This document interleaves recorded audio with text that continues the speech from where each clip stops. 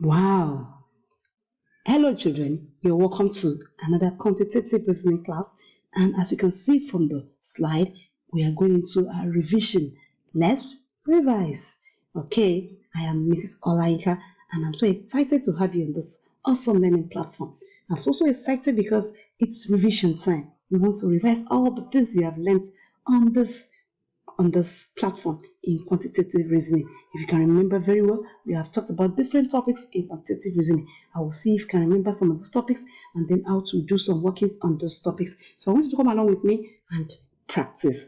Don't forget, practice makes perfect. So we will do a lot of practice, get perfected at our work. Now, let's see what we want to our objective at the end of the class. What do I expect you to do and to be able to do at the end of the class? You should be able to remember all the topics we have taught on this platform, and then you should be able to recall the explanation, the examples, and everything, so that when you see any example or any question anywhere, you should be able to do it. Despite the lockdown, when you see any quantitative past question, any quantitative examination that somebody has done somewhere, and it's a topic we have treated in this platform, you should be able to do it. Now, let's look at the topics that we have treated so far. If you remember very well, we have done like 7 topics on this learning platform. We have done like 7 topics, and then the first we did, not in the way we did in order anyway. I didn't arrange them in order because it wasn't magic box we did first.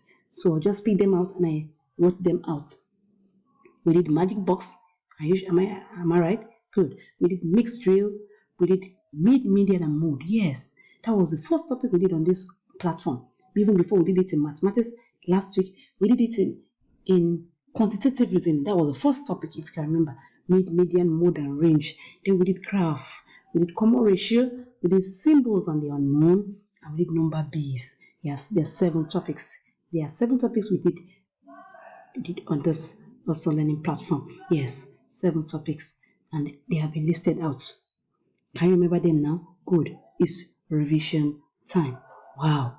Now let's look at them one after the other so that you can actually remember those things we did when the class was on. The way we did magic box, can you remember very well? We did magic box. When we did magic box, I told you that we can add in magic box, we can add vertically, we can add horizontally, and we can add diagonally. I remember very well. I told you we can add this way, we can add this way, and we can add this way. Do you remember? Yes, we can add those 3 ways and we still get the same answer. Please permit me to correct this. It's supposed to be 3. Yeah, I think it's a mistake there. It's supposed to be 3. Okay, so if you want to look for F and B, how do you go about it? I'll be looking for F for you, and then on your jotter, you look for B and tell me what B is. If you can remember very well, I told you that when you want to start, the first thing you do is what? You do what? You look for the line that is complete. Very good. So which line is complete out of, let's see, this is complete. So let's pick this. It's complete. If you want to pick this, there's B missing, it's not complete. You want to pick this, there's F missing, it's not complete. And then, so let's pick this. It's complete. Though we still have another one that is complete, but let's just pick this is complete. So what do? You say 4 plus 9 plus 6 will give us what? What is the total? Is what? 17? No, it's 19. Good. All right. So what the next thing you do? You look for the line that you're looking for. That's the F line. Let's look for F. You say F plus the 2 figures that are there. Put them in brackets. 5 plus 7 will give us our 19. You continue. F plus 5 plus 9 is what? 12 equal 19. Then you say F plus 12 equal 19. Then what do you do next? You take this plus 12, cross over the equal to sign, and let it come to the 9 behind the 19.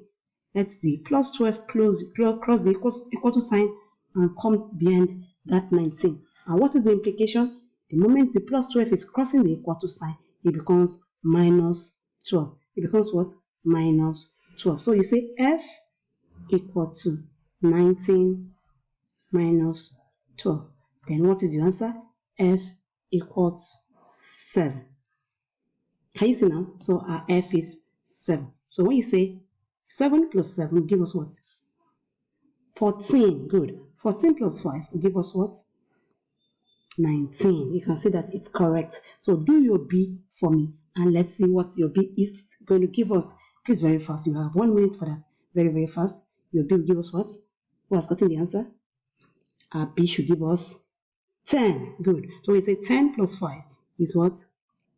15. 15 plus 4 is 19. Can you remember your magic box now? Very good. Let's quickly go to our mixed tree. Our mixed tree, I will solve questions with different operations, mathematical operations. It can be addition, subtraction, multiplication, and division. That is what mixed tree is all about. Now I gave you a sample. If you can remember this sample I gave you very well in the class, I told you that the two of them, they went in the middle, you times it. You say 6 times 2 will give us 12. And then the answer that you got from this is equal to the answer you get from this when you plus it, when you add them together. So when you say 5 plus 7, will still give us 12. It's as simple as that. Can you still remember? Okay. I'll give you another example on that mixed tree again. What do you do? This is very, very simple. What do you do? Just to multiply it. You just say 5 times 8 will give us what? Give us our 40 here. So if you want to get your 8, what do? You say 40. What do you do? Good. You divide it. 40 divided by 5 give us what? 8. And if you want to get your 5, what do? You still say 40 divided by 8 will give us 5. Can you remember the mixed tree now? Very good. Now let's quickly go to the next one, which is graph. Graph. We did graph in quantitative. Yes. You can see the way the graph is moving. Now let's see the workings.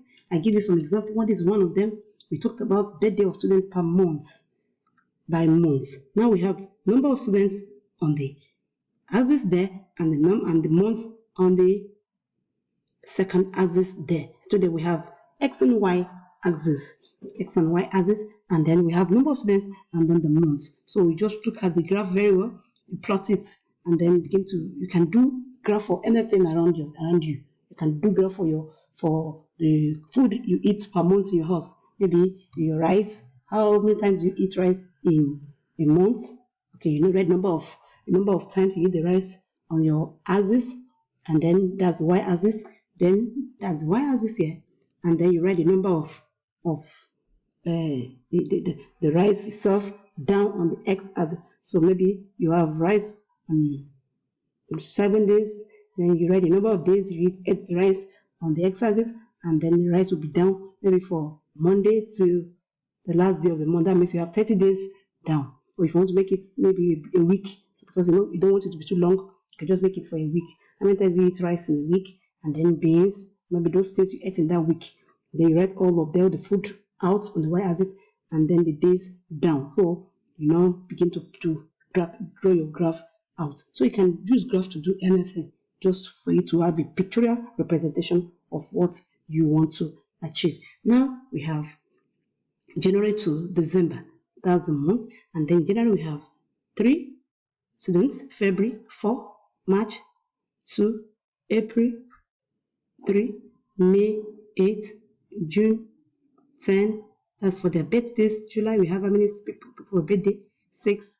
August we have 1. September we have 7. October we have 8.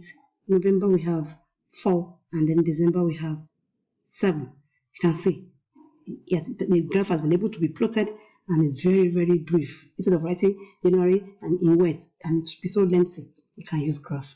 Now let's quickly look at the next thing, which is base. We talked about our base, number bases. We talked about our number bases. If you remember very well, we talked about our number base. And then, if you remember that time, we talked about some bases. You say number base is the number in relation to which a number system or a table is built. The most common number base is decimal, also known as base 10. That's the one we use, starting from 0 to what? To 9. That's base 10. That's why you find that when we write 1, 2, 3, 4, 5, 6, 7, 8, 9, we move to 10. We start again 11, 12, 13, 14, 15, 16, 17, 18, 19. We move to 20. That is base 10. And that's the base that we use in counting. That's the number base that we use in our day-to-day activity. That's the number base we use in our day-to-day activity. Now, we talk about base 2. We talk about base 3. This base, you can see that is base 2. As you can see, everything has to be less than 2. 0, 1 is the number in the 0 and 1. you can't have 2 on base 2, because I told you that time when we do the class that you can't have that particular number written out when you're doing base 3. You can't have 3 written there. If you have base 4, you can't have 4 written there. You have to be less than that base. Now we have the next topic, which is ratio and bundle. Ratio, bundle. We talk about ratio. Now in that ratio class, I told you about common ratio. You can see the example I have here. How to get the common ratio. Can somebody try? How did you get the common ratio here? Anybody want to try? I'm waiting for you. Good. Okay. Now I can see that a lot of you have remembered the way we got our common ratio. What do we do? You divide. You just say 81 divided by the last figure divided by the one in front of it. That's 81 divided by 27. You get your 3.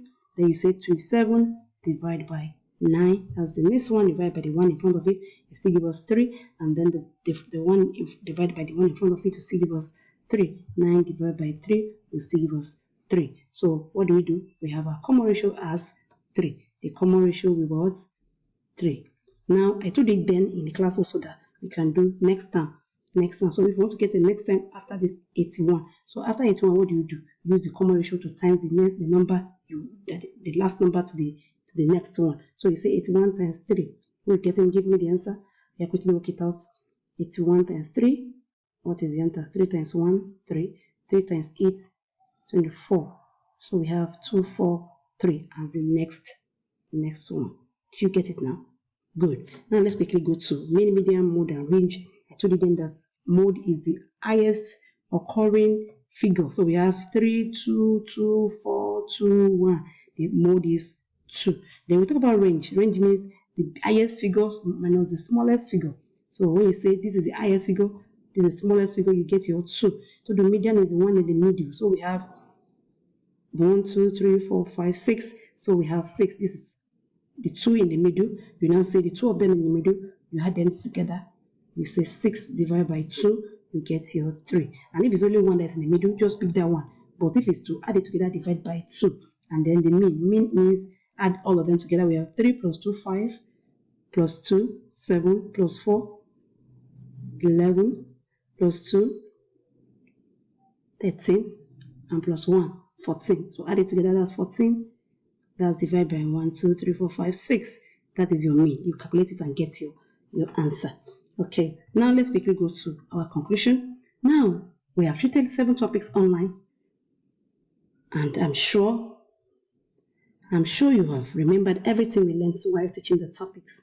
You can go back to the slide as often as possible. Remember, practice makes perfect. All right, now let's quickly go to our question. Mention 5 topics we have done so far, just quickly, fast.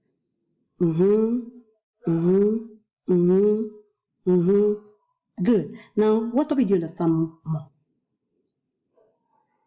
Which one do you understand most? Okay. Which one do you understand most? Good. Now, let's differentiate between mean, median, mode, and range. Mean is this, okay? Median, mode, and range is what? Very good. Now, what you're going to do for me now is that you're going to get a paper, a book, a jotter, a drawing book, then you draw a graph of all the topics we have done online, then give me the minute of each of the videos.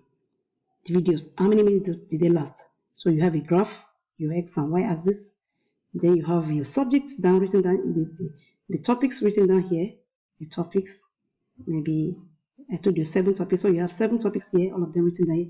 Then you have, start from 10 minutes, 11, 12, 13, 14, 15, 16, 17, 18, 19, 20 minutes. When you get to 20 minutes, you stop. Then you write. If it's a common ratio, 10 minutes, you do your graph for common ratio. Just write common ratio down here. You have your common ratio here. It's for 10 minutes.